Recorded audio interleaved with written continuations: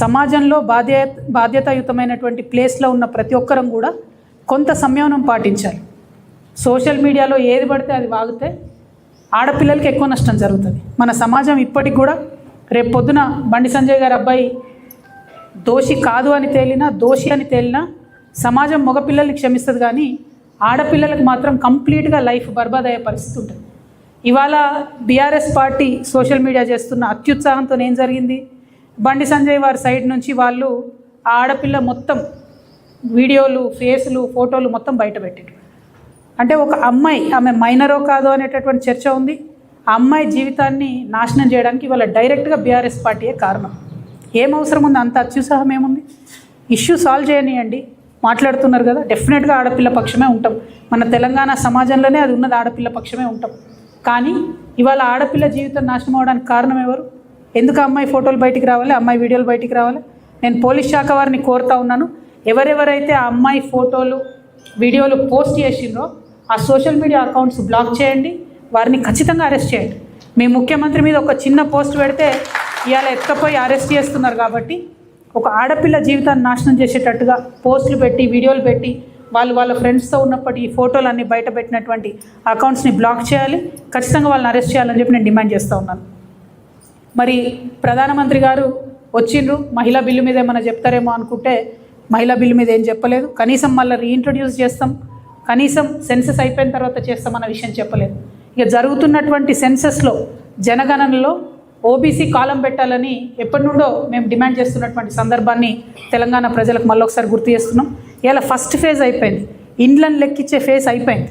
తర్వాత ఇప్పుడు ప్రజల్ని సపరేట్గా జనాభాను లెక్కించే ఫేజ్ వస్తుంది. కనీసం అప్పుడన్నా కులము, ఉపకులము, వారి యొక్క ఆర్థిక స్థితిగతులు, సామాజిక స్థితిగతులు అన్నీ కూడా లెక్కించే విధంగా ఖచ్చితంగా నిర్ణయం తీసుకోవాలని చెప్పి భారతీయ జనతా పార్టీని మేము డిమాండ్ చేస్తూ ఉన్నాం. ఆ దిశగా మోదీ గారు ప్రయత్నం చేయాలని కూడా డిమాండ్ చేస్తున్నాం. ఎందుకు ఈ మాట చెప్తా ఉన్నామంటే ఇవాళ మేము రైల్వే కోర్టు పోవాల్సి వస్తుంది. ఆ రోజు బీసీ బిల్లు కోసం ఏదైతే రైల్ రోకో చేసినామో ఇవాళ రైల్వే కోర్టుకు అటెండ్ కావాల్సి వస్తుంది.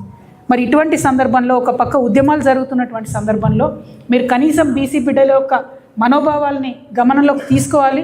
భారతీయ జనతా పార్టీ ఖచ్చితంగా ఓబీసీ కాలం పెట్టాలి, సామాజిక ఆర్థిక పరిస్థితులు లెక్కించాలని చెప్పి మేము డిమాండ్ చేస్తూ ఉన్నాం.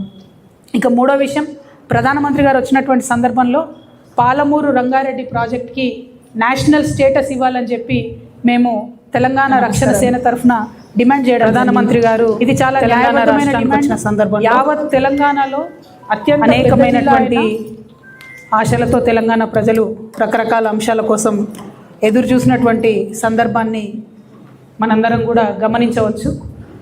ప్రధానమంత్రి గారు తెలంగాణకు వచ్చి పొదుపు సూత్రాలన్నీ తెలంగాణకు చెప్పి పైసలు మాత్రం ఆంధ్రాకి ఇచ్చిర్రు అనేటటువంటి విషయాన్ని కూడా ప్రజలందరూ అనుకుంటున్నారనే విషయాన్ని ఈ సందర్భంగా భారతీయ జనతా పార్టీకి, ప్రధానమంత్రి నరేంద్ర మోదీ గారి దృష్టికి కూడా తీసుకొస్తా ఉన్నాం.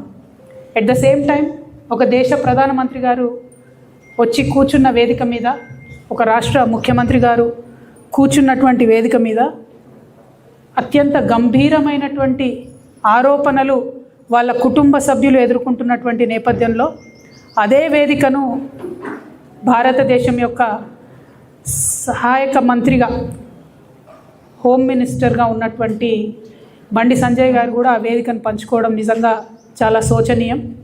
ఎందుకంటే వారి కుటుంబ సభ్యులు అత్యంత గంభీరమైనటువంటి ఆరోపణలు ఎదుర్కొంటున్నటువంటి తరుణంలో ఆ వేదికను వారంతట వారే పంచుకోకుండా ఉంటే బాగుండేది, మర్యాదగా ఉండేది.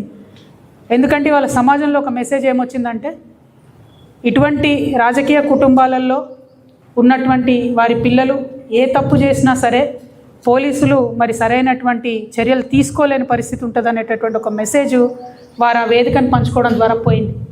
అందుకనే నేను రాష్ట్ర ప్రభుత్వాన్ని చేస్తున్నటువంటి డిమాండ్ ఏంటంటే, బండి సంజయ్ గారి కుమారుడు ఎదుర్కొంటున్నటువంటి ఆరోపణలో భారతీయ జనతా పార్టీకి ఒక అలవాటు ఉన్నది, ఇట్లాంటి నేరారోపణలు ఎదుర్కొంటున్న వాళ్ళని వాళ్ళు దేశం దాటిస్తారు మొదలు. సో బండి సంజయ్ గారి కుమారుడు ఈ దేశం వదిలి వెళ్ళిపోకుండా ఉండడానికి తక్షణమే మన తెలంగాణ పోలీస్ అధికారులు లుకౌట్ నోటీస్ లాంటిది ఇవ్వాలి. అన్ని ఎయిర్పోర్ట్స్లో కూడా వారిని మరి కట్టడి చేసే విధంగా ప్రయత్నం చేయాలి. మొట్టమొదలు ఆ పని చేసినట్టయితే తెలంగాణ సమాజంలో ఉన్నటువంటి మహిళలందరికీ కూడా ఒక విశ్వాసం వస్తుంది. పారదర్శకంగా మరి మంచి విచారణ జరుగుతుంది అనేటటువంటి విశ్వాసం ఒకటి వస్తుంది. ముందు తనని కట్టడి చేసిన తర్వాత మరి అమ్మాయి వాళ్ళ మీద వీళ్ళ మీద అమ్మాయి వాళ్ళు రకరకాల కేసులు పెట్టుకున్నారు. అది కోర్టు చట్టం ఎట్లా డిసైడ్ చేస్తే అట్లా జరుగుతుంది. కానీ ముందు తను బయటకు వెళ్లకుండా చూడాలి, పోలీస్ వాళ్ళు విశ్వాసాన్ని కల్పించాలి. రెండవది, కొన్ని పార్టీల వాళ్ళు ఒక ట్వీట్ వేసేసి మొత్తం సమస్యను ఏదో పరిష్కారం చేసినాము అనేటటువంటి ఆలోచనతోని అవాకులు చెవాకులు నా మీద వాగుతున్నటువంటి సందర్భాన్ని మనం చూసినాం. ఒక ఆడపిల్ల విషయం వచ్చినప్పుడు, అది కూడా ఒక మైనర్ అమ్మాయి విషయం వచ్చినప్పుడు సమాజంలో బాధ్యతాయుతమైనటువంటి ప్లేస్లో ఉన్న ప్రతి ఒక్కరం కూడా కొంత సంయమనం పాటించాలి.